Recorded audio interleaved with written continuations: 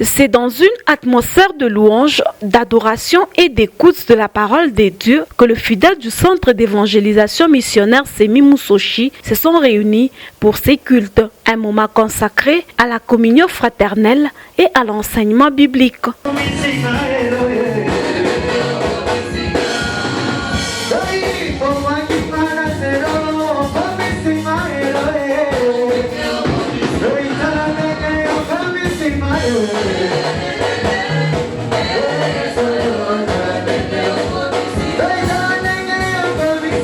Prenant la parole à son tour, le pasteur Michel Kiaba, orateur du jour, a développé le thème « La vie est liée à deux réalités ». Pour étayer son enseignement, il s'est appuyé sur plusieurs passages bibliques, notamment Hébreux chapitre 12, le verset 1er, Psaume chapitre 94, verset 9, Matthieu chapitre 18, le verset 10 et Daniel chapitre 10, le verset 12. Les options que nous prenons, nous sommes suivis de l'autre côté. Rien ne se termine sur la terre. Tout ce qui se passe sur la terre, nous sommes toujours entre deux réalités. La réalité d'ici-bas, ce monde physique où nous sommes, nous pouvons nous voir. Mais tout ce que nous faisons, il peut toujours impacter l'autre monde là. On nous entend, on nous voit, on nous scrute en tout. Na kama mukristo unakuwa na ile, si un chrétien a ça, tu ne te sentiras jamais seul. Il n'y a aucune réalité qui t'isolera à Dieu. Dieu sera toujours avec toi. Amen. Alléluia. Amen. Que représente cette action de Hur et Aaron? Que représente cette action de Moïse assis sur la pierre? La pierre, c'est le fondement. Alléluia. Amen. Et le fondement que nous avons, c'est la parole de Dieu. Les mains levées. Alléluia. C'est l'expression de la prière qui monte. Tout ce que nous faisons sur cette terre, qui a une incidence sur le ciel, nous met en force. Alléluia. Amen. Lorsque le ciel, si les ciels interrompent avec nous, nous ne devenons plus rien. nous devenons rien. Si les ciels refusent d'entrer en complicité positive, nous venons de rien. Mais qu'à cela ne tienne, en bien ou en mal, positivement ou négativement, tout ce qui se passe sur la terre, ça influence les ciels. À travers cette prédication, le pasteur Michel Kiaba a invité les fidèles à comprendre les réalités qui influencent leur vie et à demeurer attachés à Dieu, quelles que soient les circonstances. Un enseignement qui a appelé à la vigilance, à la foi et à la persévérance dans la marche chrétienne. Toutes les armes qu'on nous cite, dans Ephésiens chapitre 6, ce sont des armes qui ne jouent qu'à la défensive. Alléluia. Amen. Non, à la défensive, à la protection.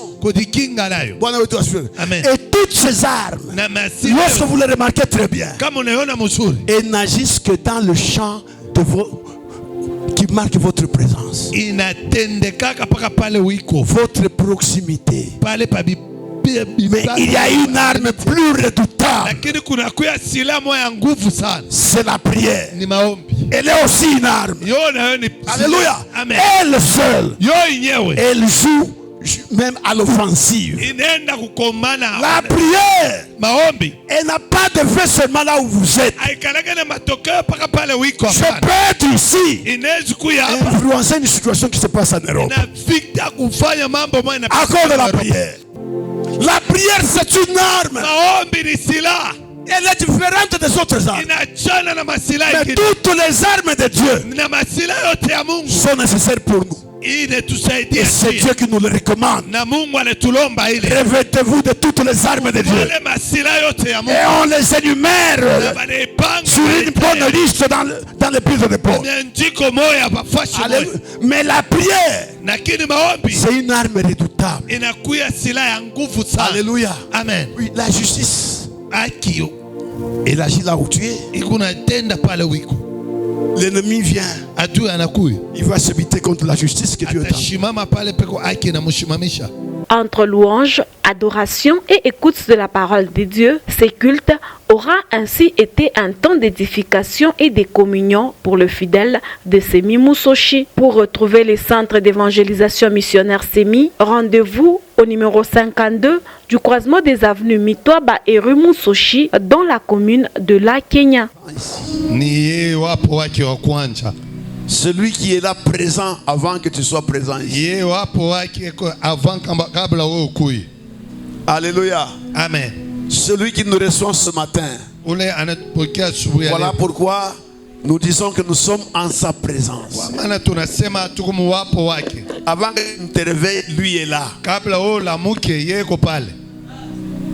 Même lorsque tu quittes ces lieux vers ta maison,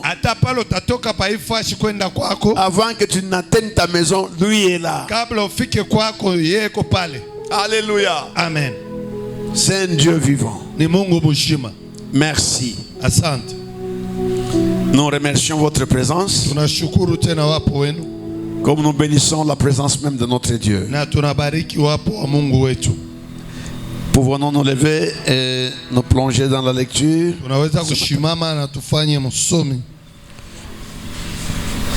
Nous prenons Hébreux chapitre 12,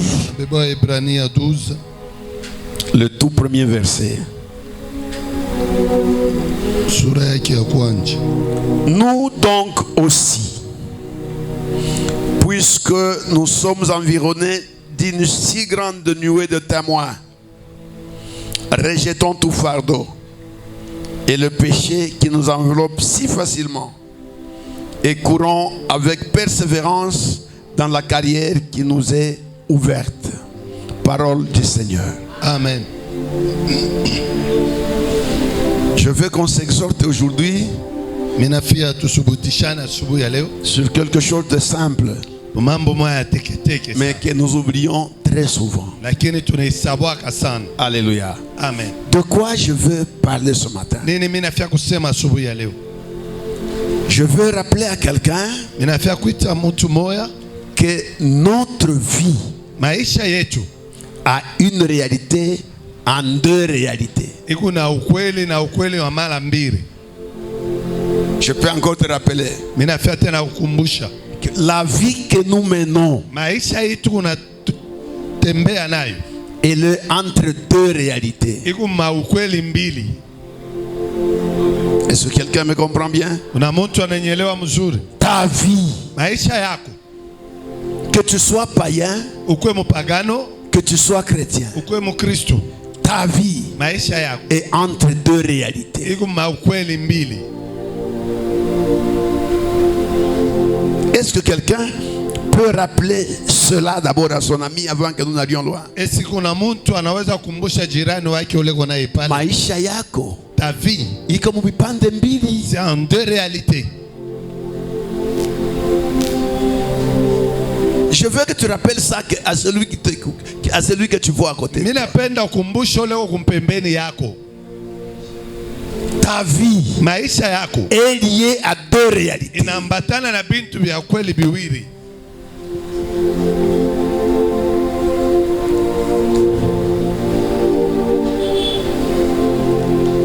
La première réalité,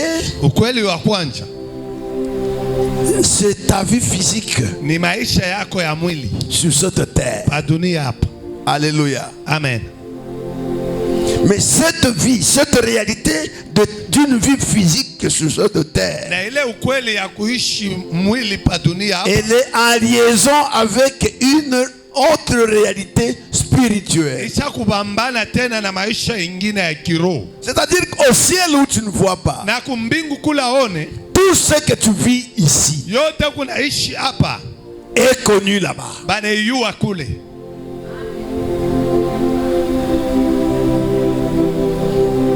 ce que nous faisons, tout ce que nous disons, tout ce que nous faisons, les options que nous prenons.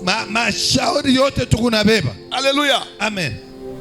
C'est comme si cette vie sur terre, nous vivons, rien n'échappe en haut. Bwana wetu asifiwe sana. Amen. Bwana wetu asifiwe sana. Amen. Le texte d'Hébreu que nous venons de lire, la toute première partie du verset qui nous intéresse,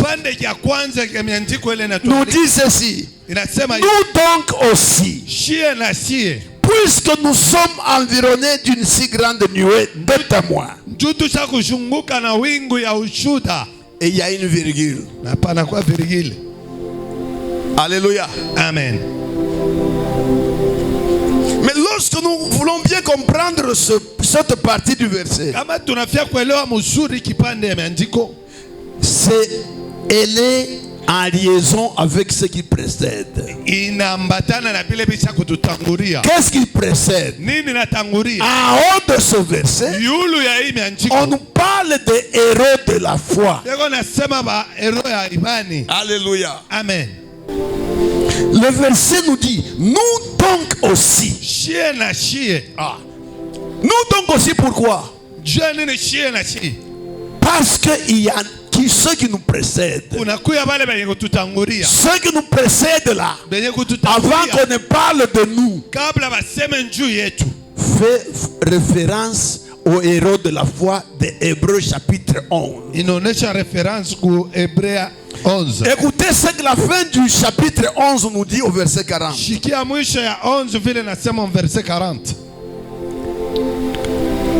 Le verset 39 dit ceci: tout cela, à la foi desquels il a été rendu témoignage, n'ont pas obtenu ce qui leur était promis, Dieu ayant en vue quelque chose de meilleur pour nous, afin qu'il ne parvinsse pas sans nous à la perfection. Alléluia. Amen. Mais après on nous dit, nous sommes environnés de beaucoup de témoins. Qui sont ces témoins? Que font-ils? Alléluia. Amen. Ils nous regardent. Ils nous voient. Mais ils nous voient à partir d'où? Il y a une réalité qui échappe à nos yeux. Alléluia. Amen. Ta vie sur terre, tout ce que tu fais, tout ce que tu entends, tout ce que tu dis, il y a une réalité spirituelle. Alléluia. Amen. Qui est le reflet de ta vie sur cette terre. Amen. Je voudrais que cette réalité, il est membre, il calme j'aimerais que ce problème reste dans nos têtes. Pour que tu saches que tu n'es pas un singleton. Même si tu te retrouves seul quelque part. Alléluia. Amen. Quelqu'un te voit. Sache que quelqu'un te voit. Quelqu'un te connaît. Quelqu'un t'entend. Alléluia. Amen. Mais la Bible nous dit même que nous sommes regardés par des témoins.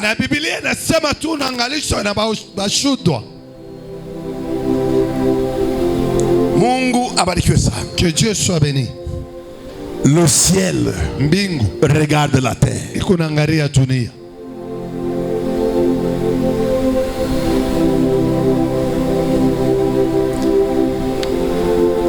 La vie telle qu'elle s'organise sur cette terre, la vie telle qu'elle se passe sur cette terre, même lorsque nos oreilles n'entendent rien, même lorsque nos yeux ne voient rien,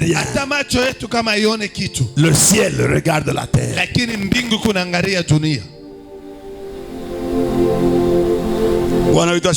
Amen. Il y a d'autres temps, nous les chrétiens, nous vivons comme si ce que nous voyons dans le ciel là, ni plafond, c'est un plafond. Au ciel, il n'y a rien. Si on regarde au ciel, même l'avion, si ça passe, ça passe comme dans notre maison. Là où il y a le bleu, c'est le plafond du monde. Laisse-moi te dire, là où s'arrête ton acuité visuelle, alléluia, amen, il y a une réalité qui elle perce ta réalité physique. Même si tu ne vas pas au-delà, ça ne signifie pas que l'au-delà là est vide. Dans le ciel, alléluia, amen, il y a des gens qui nous voient, il y a des oreilles qui nous entendent.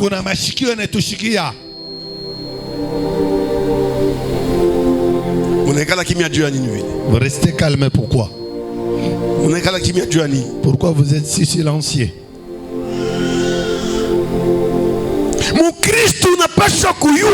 Un chrétien doit savoir que tu n'as pas été créé comme quelque chose jeté là et après il n'y a rien. Non, nous sommes redevables à quelqu'un. Alléluia, amen. Et ce quelqu'un là, c'est une réalité vraie.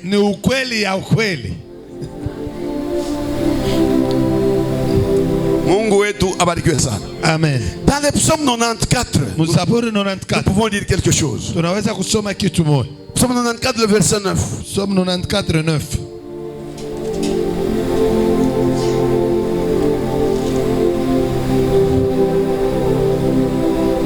Celui qui a planté l'oreille, celui qui a planté l'oreille,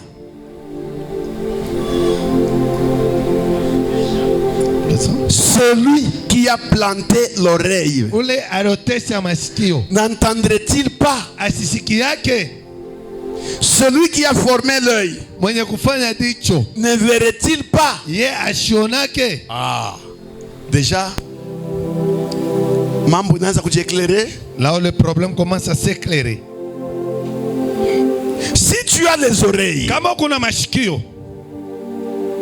si tu as la bouche, alléluia, amen, tout ce que produit la bouche, tout ce que fait l'œil, alléluia, amen, il y a quelqu'un, alléluia, amen, qui a planté l'oreille et qui est capable aussi d'entendre. Il y a quelqu'un qui a donné à l'œil la capacité de voir, pour dire que lui-même il voit aussi. Il est où? Toi et moi nous savons que nous sommes des produits d'une création. Quelqu'un nous a créés. Nous ne tombons pas du néant. Nous ne sommes pas une réalité de notre propre création. Non. Dieu nous a créés. Nous sommes sur terre parce que Dieu a créé la terre et il nous a mis sur cette terre. Alléluia. Amen. Maintenant, la parole de Dieu nous fait comprendre une chose.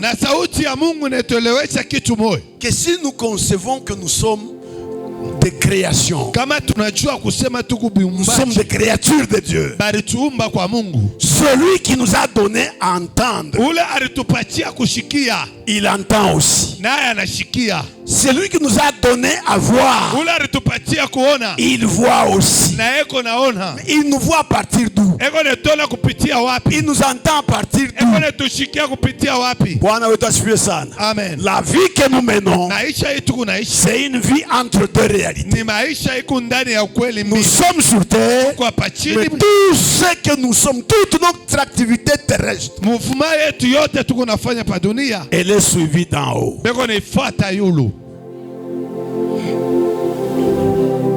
Est-ce que il y a quelqu'un qui m'entend très bien? Voilà pourquoi dans le livre d'Hébreux, le verset que nous avons lu, le chapitre 1er le verset 1er du chapitre 12. Il nous dit, nous donc aussi, puisque nous sommes environnés d'une si grande nuée de témoins, rejetons tout fardeau et le péché qui nous enveloppe si facilement, et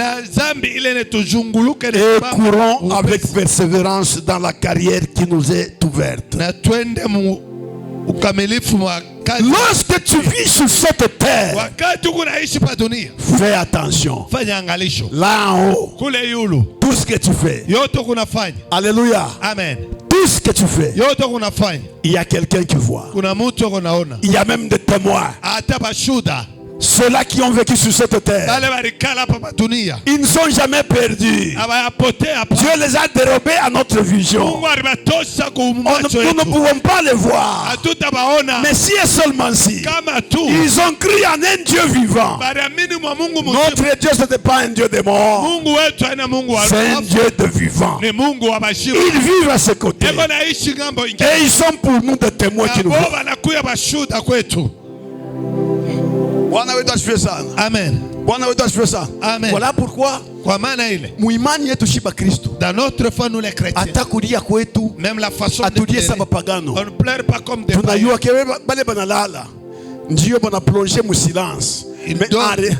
Mais en réalité, ils vivront. En réalité, ils vivent. Parce qu'il y a une vie après la mort. Amen. Alors, parce que celui qui nous a créés a des oreilles. Parce que celui qui nous a créés peut nous voir. Faisons attention à tout ce que nous disons. Alléluia. Amen.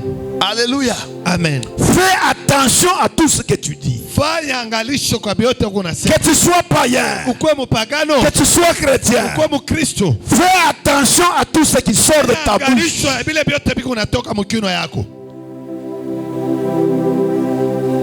Dans le psaume chapitre 2, la Bible nous dit que pourquoi ce tumulte parmi les hommes? Le tumulte, quelle est l'agitation? Alléluia. Amen. Dieu va le monde. Mangaïko, comment le monde est agité? La souffrance, pour bien des raisons. Dieu a une raison. Au verset 4 on nous dit, verset 4 Dieu regarde et il rit. Alléluia. Amen. Comment dunia iko nangaika, dunia iko agitation. Dieu voit comment le monde est agité. Dunia iko samu kichungujungu. Il est dans le tourment. N'importe quoi. Ça lui parle de n'importe quoi. Il y en a même parce que tout simplement il peut même sembler s'en foutre de Dieu. Ici c'est moi. Dieu n'existe pas. C'est moi qui décide. Mais la Bible nous dit, Dieu regarde et il rit. Il rit comment l'homme est en train d'être agité. Comment l'homme est agité. L'homme est agité. Mon frère et ma soeur, je te le répète, la vie que tu mènes sur terre, elle est suivie de l'autre côté. Tout ce que tu dis, même seul, même en équipe, même en communauté, tout ce que tu dis, alléluia, amen. Mambo yote iko enregistré kule. Tout ça est enregistré. Mambo yote unajulikana kule. Tout ça on les connaît de l'autre côté. Hakuna ta mambo moya ya kufuchama. Rien ne peut se cacher. Mambo yote inajulikana. Tout ça on les connaît. Pourquoi? Parce qu'on nous rappelle que celui qui nous a donné la capacité d'entendre, lui-même entend. Celui qui nous a donné la capacité de voir, lui-même a sa façon de nous voir.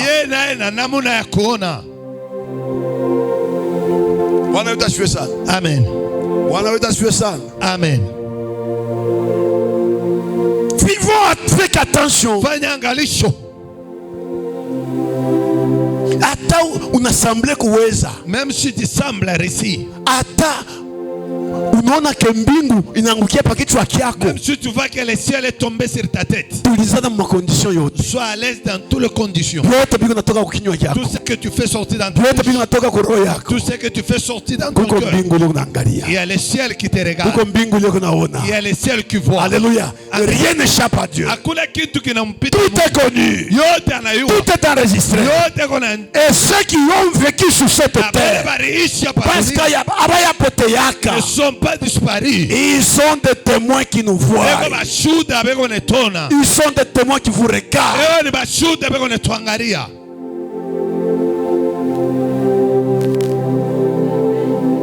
Nous sommes environnés par une si grande nuée de témoins. Alléluia. Amen. Et je te fais voir que ces témoins-là dont on parle, ils font partie de l'équipe de gens qui ont vécu sur cette terre, que la Bible nous a consignés comme des héros de la foi. Ils n'ont jamais disparu. Tu vois, toi tu es chrétien aujourd'hui, mais demain tu as terminé ton regret, tu le regardes. C'est quoi? Nous étions des hommes comme lui. Il a échoué comment? Si tu regardes comment tu te rends, quand tu parles l'autre, dans leur cœur il connaît. Nous étions sur la terre. Nous avons eu le feu de la vie. Qu'est-ce qui se passe avec lui?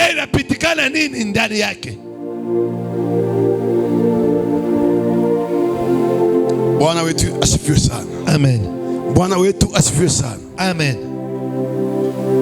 Attention avec ce que produit ta bouche. Ça ne se limite pas ici. Alléluia. Amen.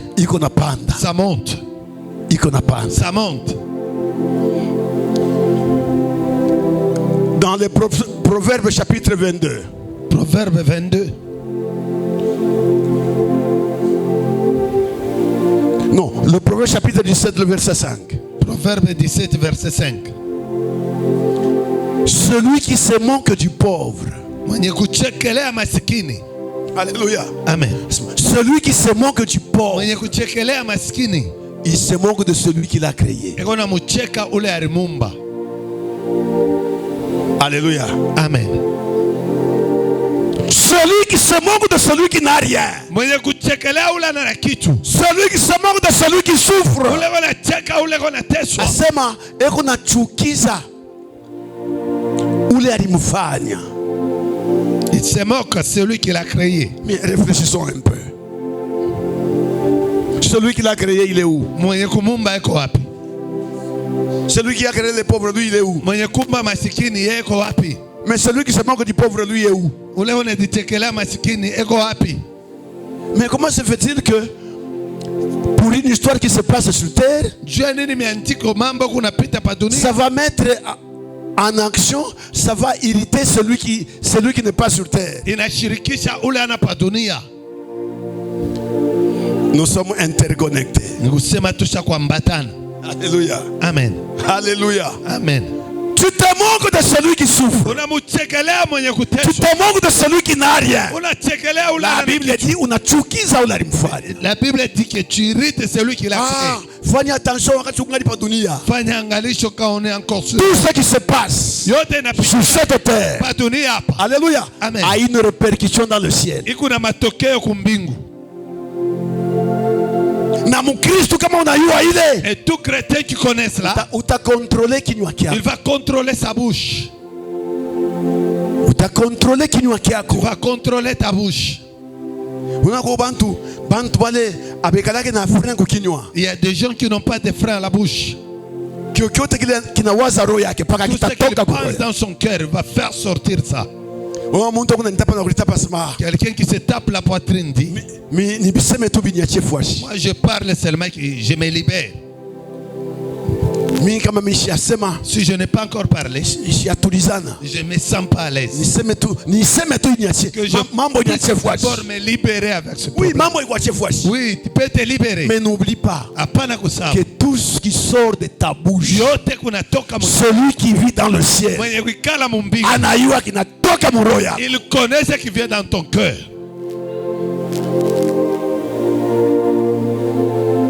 Notre vie sur terre, alléluia, amen, elle a toujours impacté le ciel d'une manière ou d'une autre, en bien ou en mal. Tu fais de bonnes choses, tu parles de bonnes choses, le ciel entend, le ciel voit. Tu fais de mauvaises choses, le ciel te voit, le ciel entend.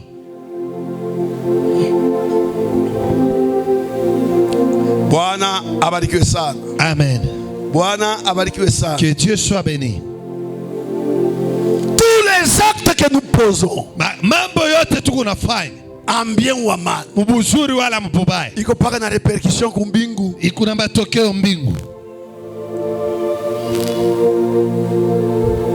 L'évangile vient, tu la rejettes. On n'est tout pas.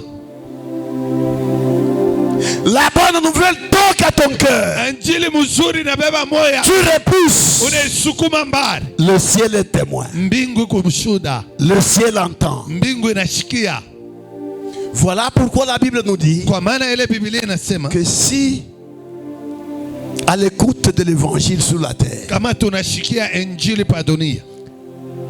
un pécheur revient à son Dieu par l'acceptation de l'évangile, il y aura plus de joie dans le ciel. Mais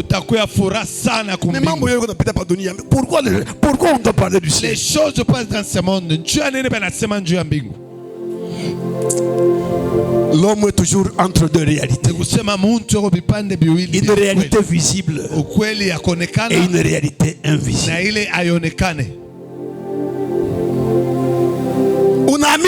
Tu crois. Tu crois que c'est ton problème. Il n'a quoi comme responsabilité vis-à-vis du ciel. Ça te met dans les responsabilités n'ambingu. Tu crois. Alléluia. Amen. Les cieux suivent tout. Amen. Amen. Tout ce que nous faisons, les options que nous prenons,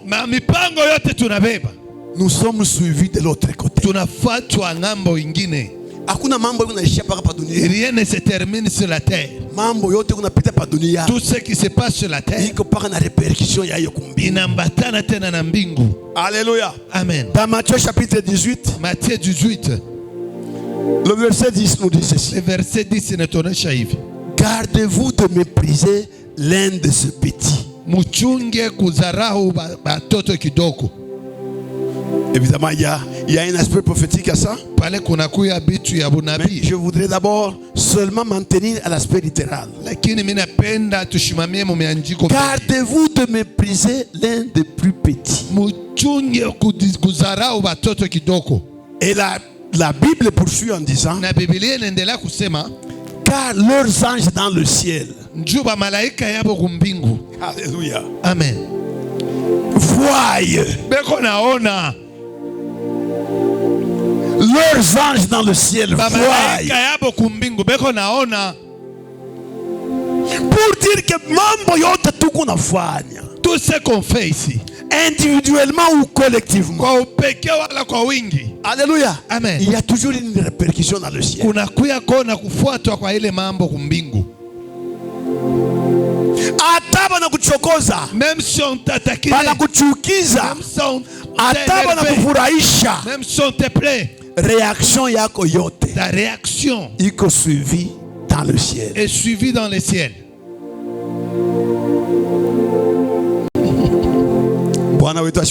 Que Dieu soit béni.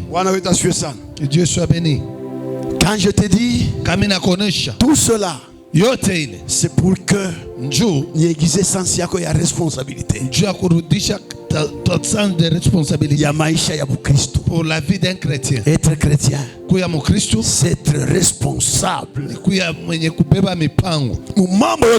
dans tout ce que tu fais, devant les hommes et devant le ciel.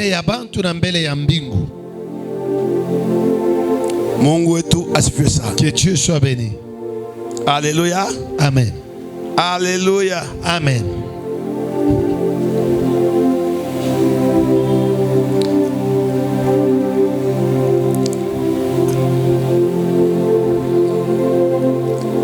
On vient annoncer quelque chose à Daniel. Nous le trouvons dans Daniel chapitre 10. Daniel chapitre 10. Au verset 12, je crois. Verset 12.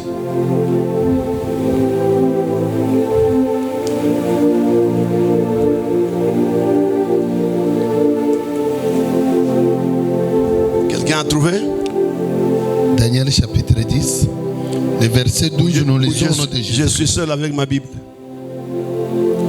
Daniel chapitre 10, verset 12, nous lisons au nom de Jésus-Christ. Amen. Il me dit, oui, Daniel, oui, ne crains rien, car dès le premier jour où tu as eu à cœur de comprendre et de t'humilier devant ton Dieu, tes paroles ont été entendues. Et c'est à cause de tes paroles que je viens. Amen. Alléluia. Amen. Alléluia. Amen. Daniel a eu connaissance de quelque chose. Daniel anafanya ufahamu ya kitu moja. De ce qui attendait sa nation. Il ilianza kuchunga taifa yake. Il a lu la prophétie que Jérémie avait déjà annoncée. Alipokea matabiri ile Yeremia aliletaka. Il a commencé à s'humilier devant Dieu. Anaanza kujishusha mbele ya Mungu. Pour chercher à comprendre. Jua kutafuta kuelewa. Comment cette histoire se passerait? Qu'est-ce qu'il en sera quand ce temps arrivera? Alléluia. Amen. Daniel est à Babylone, il est sur terre. Daniel est en Babylone patonia. Mais écoute, Shikia.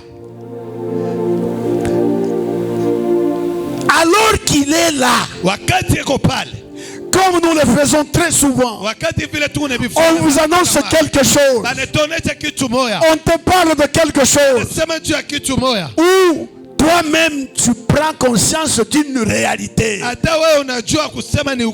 bonne ou mauvaise, qui t'oblige à mettre tes genoux par terre. Alléluia. Amen. L'ange vient pour dire à Daniel, Daniel, dès le premier jour où tu as mis à cœur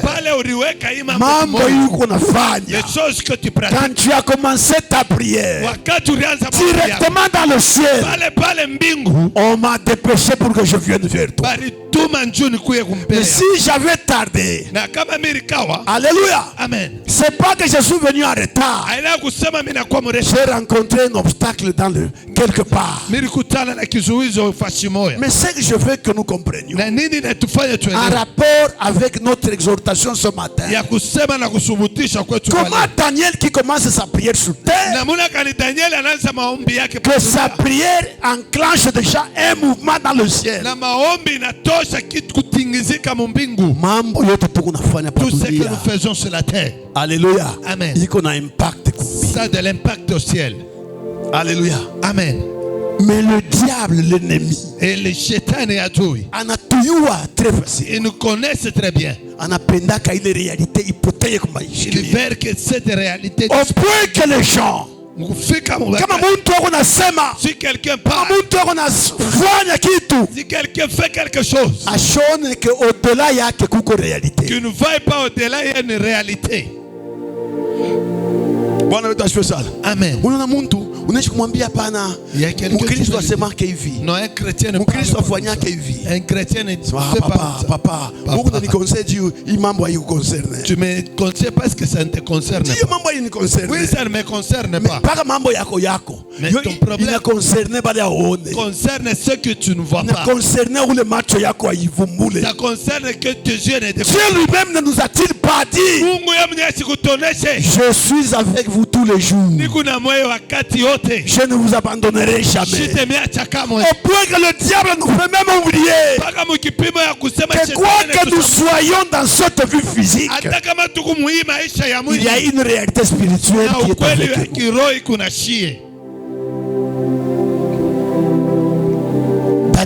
Daniel, dès les jours où tu as mis à cœur ce problème et que tu t'es résolu, il y a kujimilie utafuta uso wa Mungu. Unabeba mipango pour simuler chercher la mbingu inituma mimi. Le ciel m'a envoyé. Mbingu inamutuma, itamutuma je kama mbingu aiwake mambo ya dunia. Le ciel peut l'envoyer s'ils ne connaissent pas les choses de ce monde comment.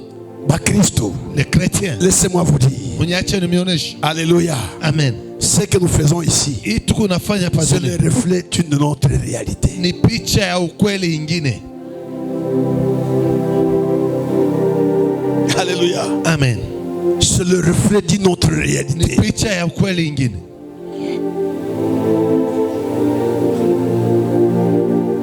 Dieu est là. Mungu ako pale. Le ciel est là. Mbingu iko. Et le ciel c'est une réalité. Na mbingu ni ukweli. Bwana wetu asifiwe sana. Amen. Bwana wetu asifiwe sana. Amen. Ne crois pas. Ushamini ya kusema. Hata mambo inakupita. Même si le problème te dépasse. Usijitrompe que uko peke yako. Il ne faut pas se tromper que tu es seul. Et c'est souvent ce que le diable cherche. Que tu penses que tu souffres seul. Tu es seul. Tu es abandonné. Tu n'as personne. Peut-être oui physiquement. Mais le ciel est toujours avec nous. Le ciel est toujours à nos côtés. Que nous disions, que nous faisions. Le ciel est toujours un impact. Il y a mambo tu unafanya. Matokeo de tout ce qu'on fait. Mungu atashwe sana. Amen. Mungu atashwe sana. Amen. Na kama shetani, et si le diable anaweza kukuconvaincre, réussit de te convaincre uko peke yako, que tu es seul, déjà anakuwa maître. Directement il devient ton maître. Bwana atashwe sana. Amen. Le dimanche passé, Juma Peter, j'avais prêché quelque part et je l'ai dit ceci. Alléluia. Amen. Que Shetani ashikongope wewe. Le diable ne te craint pas. Ashitakongopa wewe. Il ne peut pas te craindre. Uko na nini? Tu as quoi? Yeye eko wa kwanza alikuwa kumbele ya Mungu wao yako. Lui il était le premier qui était devant Dieu, toi tu n'étais pas là. Ashitakongopa wewe. Il ne peut pas te craindre. Mais Shetani, le diable, kama anavumbula qu'il y a quelque chose que tu prends, s'il découvre quelque chose que tu portes, ou quelque chose qui te porte, là tu le compliques. Tu le compliques. Il est allé tenter Jésus avec tes paroles. Alléluia. Amen. Mais quand il s'est rendu compte que dans les paroles de Jésus, il y avait une source qui n'était pas en lui. Bible asema il le sait. Il le sait. Parce qu'il s'est rendu compte que quelque chose portait Jésus. Qu'est-ce qui portait Jésus? Il était dans le Père. Le Père était en lui.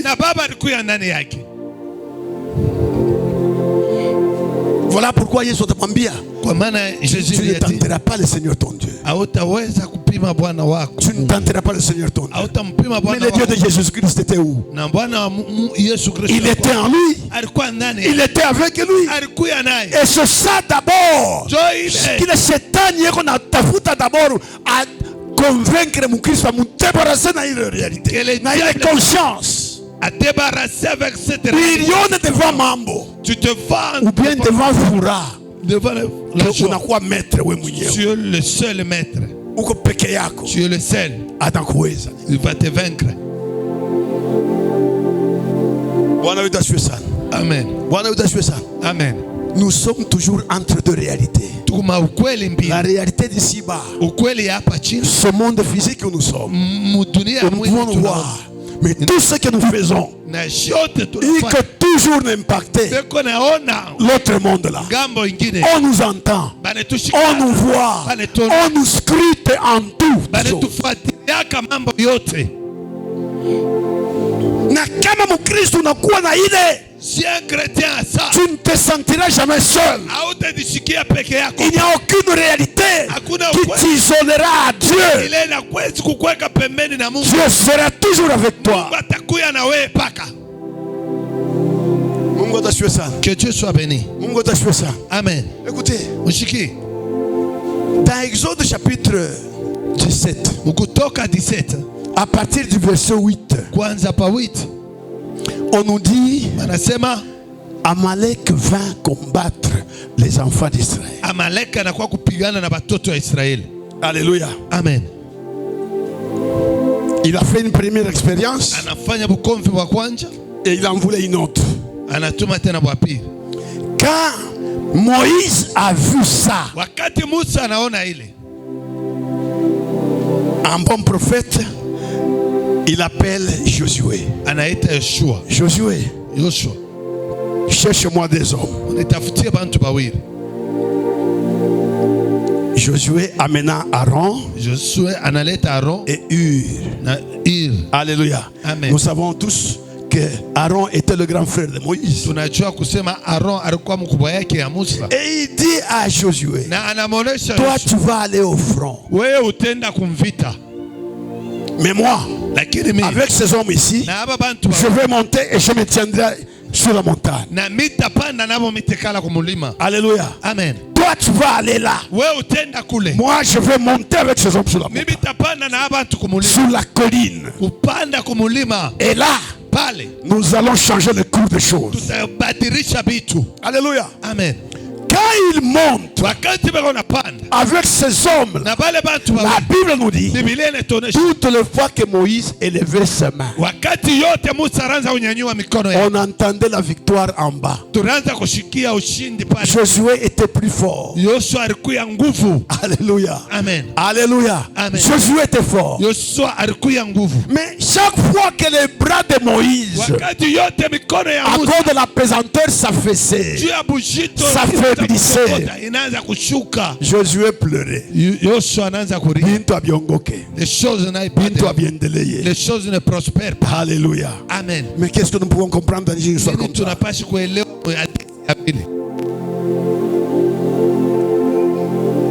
Au bout d'un temps,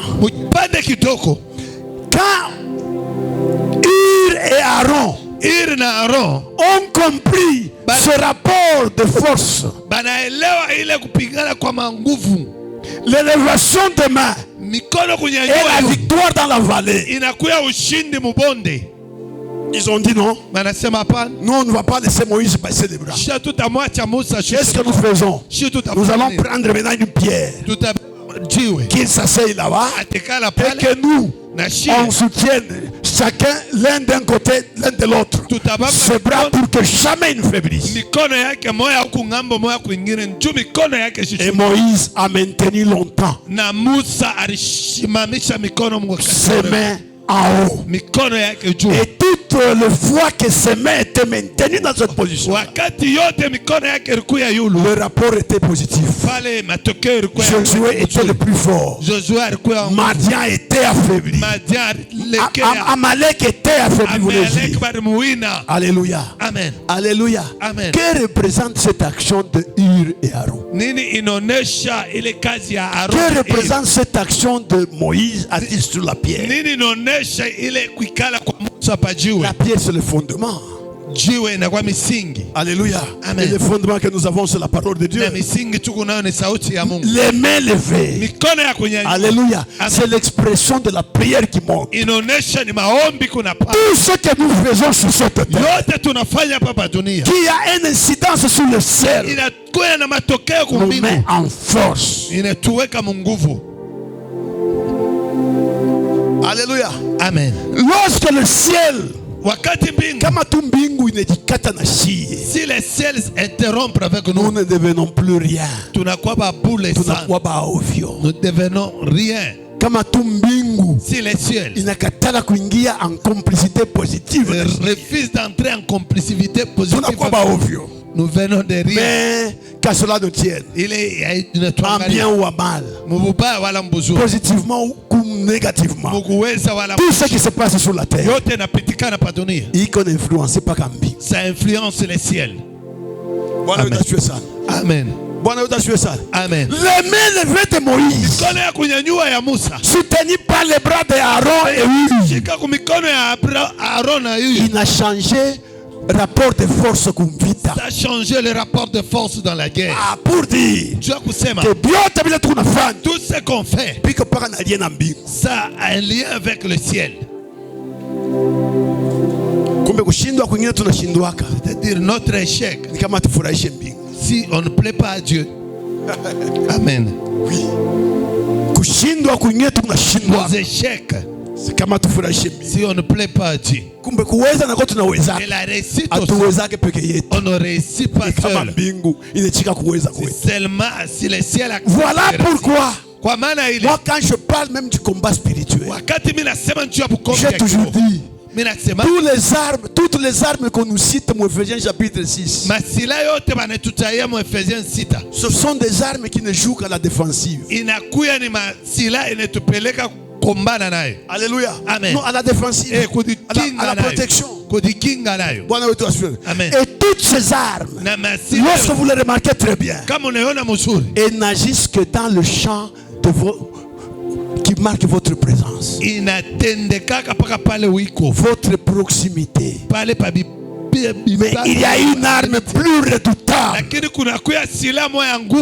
c'est la prière. Elle est aussi une arme. Alléluia. Amen. Elle seule, elle joue même à l'offensive. La prière, elle n'a pas de fait seulement là où vous êtes. Je peux être ici, influencer une situation qui se passe en Europe à cause de la prière.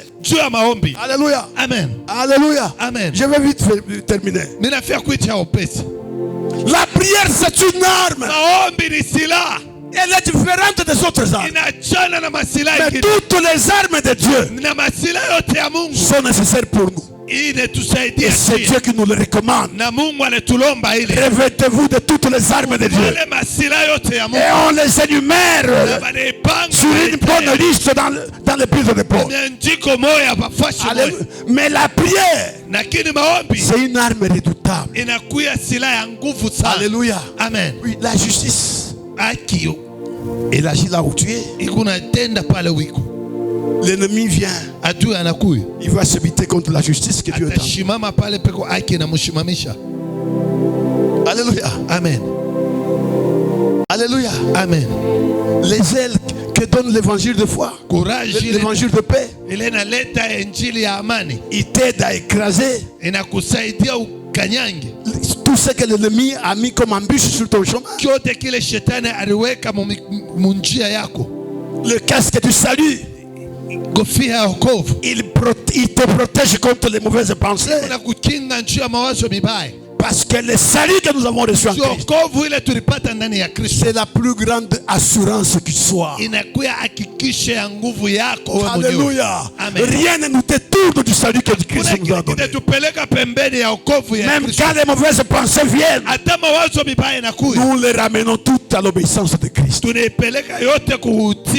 Alléluia. Amen. Mais la prière, Paul nous dit, faites en tout temps toutes sortes de prières.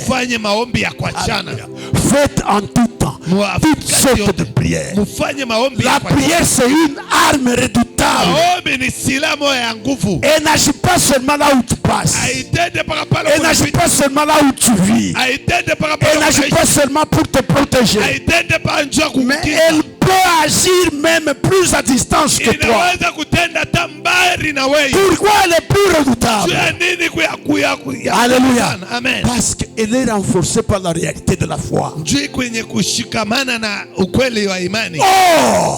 Lorsque nous parlons de la foi, nous avons un consommateur de la foi qui ne vit pas sur cette terre, mais qui est dans cette réalité-là. Alléluia. Amen. Lorsque la foi est exercée, le ciel entre en connivence avec la terre. Voilà pourquoi la prière, celui qui prie, il devient plus redoutable. Tout ce que nous faisons, ça vient de réalité du ciel. Tu parles. Le ciel sait. Même si moi je ne sais pas. Même si le voisin ne sait pas. Le ciel sait. Dans le compteur du ciel, ça va s'arrêter lorsque tu sortiras dans ce monde. Le banque de données reste.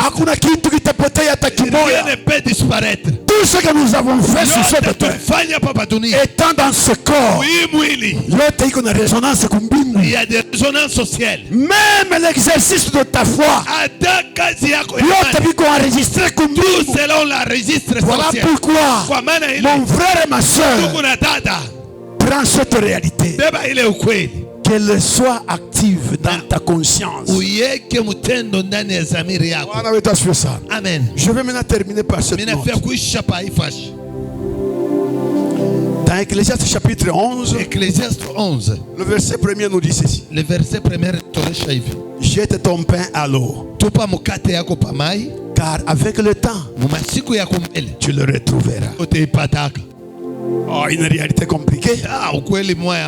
Une vérité compliquée. Jette ton pain à l'eau. Qui n'a pas encore vu le pain? Qui n'a pas encore vu le pain? Tu as déjà vu le pain? Tu as déjà vu de l'eau? Tu as déjà essayé de mettre le pain dans l'eau? Quand le pain, l'enfant prend le pompo. Jette ça dans l'eau. S'il va t'appeler papa. Pourquoi il ne va pas t'appeler papa?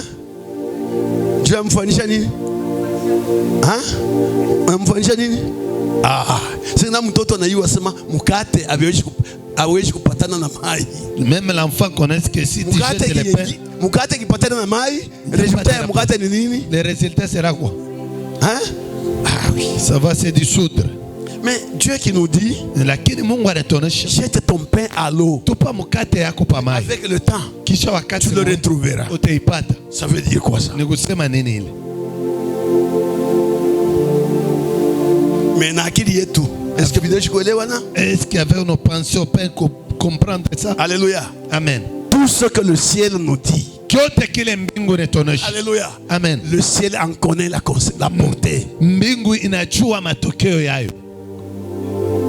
Tout ce que le ciel nous dit, le ciel en connaît la portée.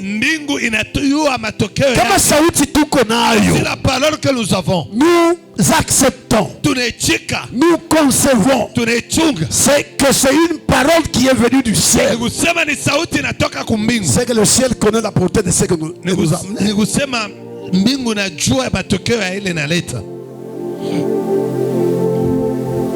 Jette ton pain à l'eau. Avec le temps, tu le retrouveras. Comment tu comprends ça? Unaelewa hivi je? Comment tu comprends ça? Unaelewa je?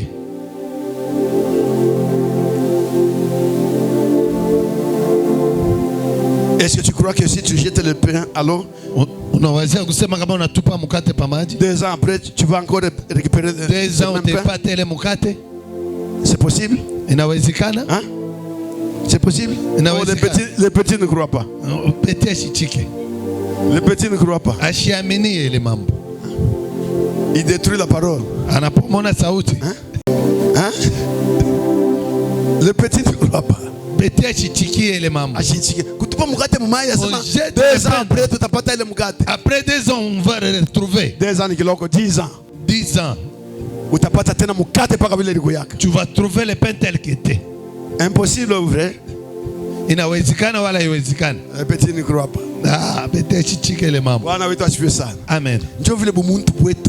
C'est ça l'humanisme. Voilà pourquoi. Même si Dieu demande, donne-moi ça. On a du ciel, mais selon l'humanisme. Amen. Mais ce que nous oublions, c'est quoi? C'est que nous sommes une réalité, en même temps physique, en même temps spirituelle. Alléluia. Amen. Tout ce que Dieu nous demande, Anaïwa qu'il est représenté à nous. Il connaît que et nous avons la capacité à kushikia. Nous avons la capacité de comprendre. Malheureusement, si tu n'es pas appuyé, parce que nous nous appuyons dans l'humanisme. Amen. Amen. Dieu sait que mukata tainaribika. Même si les pains il est dissous dans l'eau. Alléluia. Amen. Il y a une puissance céleste. Il y a une puissance qui est en Dieu. Cette même puissance qui a tout mis en place pour que Mukate soit réalité. Cette puissance ne disparaît pas. À un moment donné, comme Dieu fait toutes choses bonnes en son temps, ramener ces peines dans ta réalité.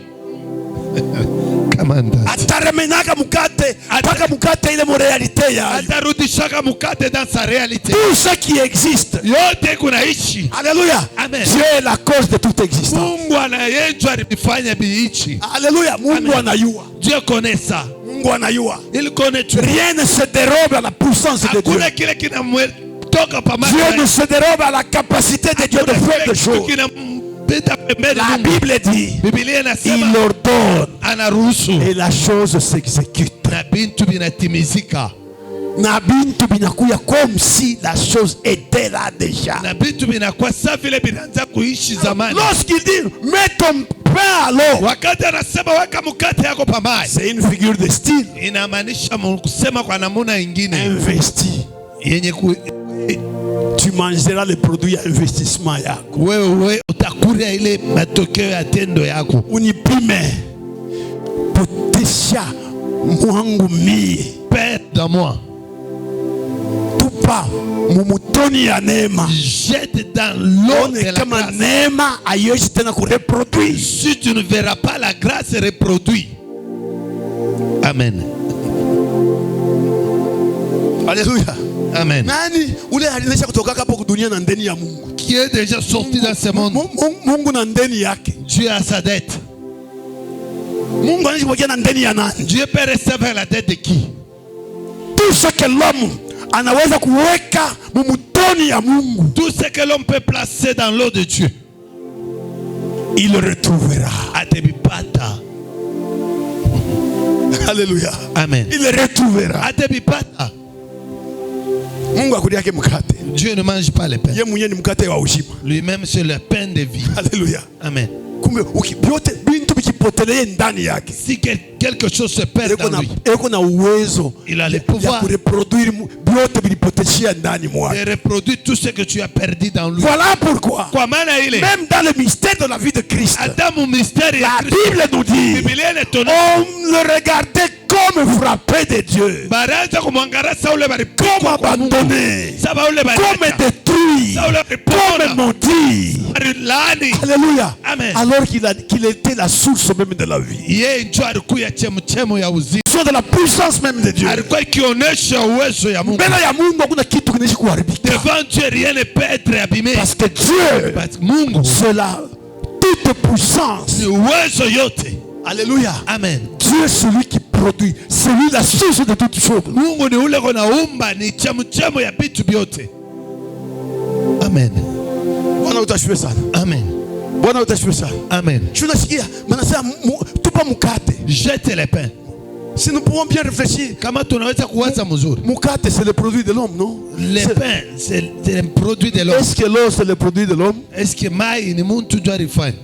Mai ni produit ya muntu. C'est l'homme qui a fait de l'eau. Non. Mais biote muntu anaishi kujifuanishia. Tout ce que l'homme peut faire. Anaishi kutrouver bien kumsaidia. Tout ce que l'homme peut trouver pour l'aider. Alléluia. Akibitumbukizie matendo ya Mungu. S'il le met ça dans les choses de Dieu. Akibitumbukizie mukile Mungu alifanya. S'il le met de ce que Dieu a. Akibiweke mu mystère ya Mungu. S'il le met dans le mystère de Dieu. Alléluia. Amen. Ça va disparaître ses yeux. Ça disparaîtra aux yeux de Dieu. Dieu qui connaît les besoins. Dieu qui connaît les chemins. Dieu qui connaît et qui est la source même du temps. Wakati yake atabifanya. Au moment convenable, il le fera. Il va retourner. Voilà pourquoi notre attitude même vis-à-vis de ce que nous avons. Attitude ya sibu muntu bwetu vis-à-vis na bila tuko napata. Dans notre humanisme de ce que nous recevrons. Le ciel nous regarde. Le ciel vis-à-vis de ce que nous avons. Comment nous comprenons Dieu par rapport à ce que nous avons? Lorsque Dieu par moment semble réclamer ce qui nous appartient, nous demander ce qui semble nous appartenir, nous voyons que accepter Dieu c'est perdre nos biens. Donner à Dieu, nous perdons nos présents. Dieu n'a pas de dette. Dieu n'a pas de dette. Dieu n'a pas de dette de personne. Ah non, non. Même ta façon de faire, tu as exagéré. Hein? Est-ce que Dieu va te retourner ça? Dieu connaît si quelqu'un ne travaille pas. Il ne peut pas trouver. Tu veux enseigner à Dieu. Dieu connaît que si quelqu'un ne travaille pas, tous ceux qu'ils ont, ils ont trouvé. Tous ceux qui ont proportionnellement ils ont trouvé proportionnellement de ce qu'ils ont fait. Attention, ne mettez pas Dieu dans notre cercle de au-delà de ce que Dieu est au-delà de rationalisme.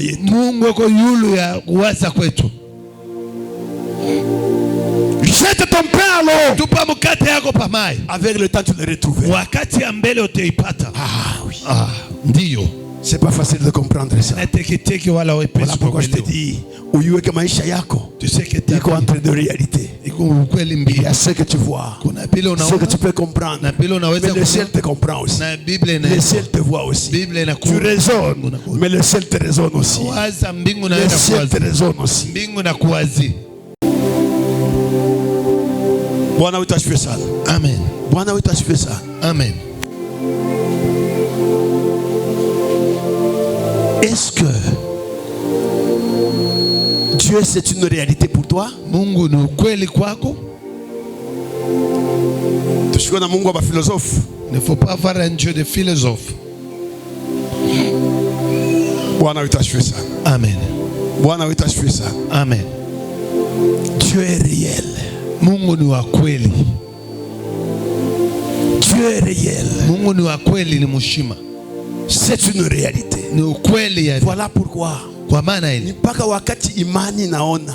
Lorsque la foi voit. Ndio inakomea. Ça grandit. Alléluia. Amen. Hautafundisha imani kile nishakona. Tu ne peux pas apprendre à la foi ce qu'il a concevoir déjà. Il a conçu. Inaingisha déjà. Ça fait entrer. Ikione tena. Tu le vois. Inakomea tena. Ça grandit encore.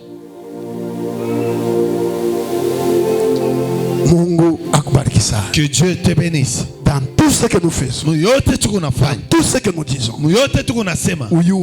sache que il faut que le ciel, sache que le ciel t'entend, le ciel te voit. Mais au moment où nous sommes dans l'église, tu vois quelqu'un qui offre beaucoup de choses. Tais-toi seulement. Tais-toi seulement.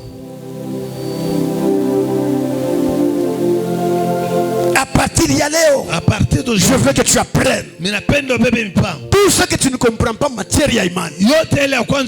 dans la foi. Garde silence. En parlant, tu vas même énerver les ciels. Toutes ces choses que tu fais, sache que les ciels t'entendent. Les ciels te voient. Amen. Que le ciel vous bénisse. Que le Seigneur vous bénisse. Que le Seigneur vous bénisse. Gardez en vous cette conscience que Dieu, il n'est ni absent ni lointain. Il est là, il vous écoute. Il vous voit. Et même toutes les réalités célestes voient ce que nous faisons. Voient tout ce que tu fais au cours de ta vie sur cette terre. Rien ne se dérobe à la conscience spirituelle. Que le Seigneur vous bénisse.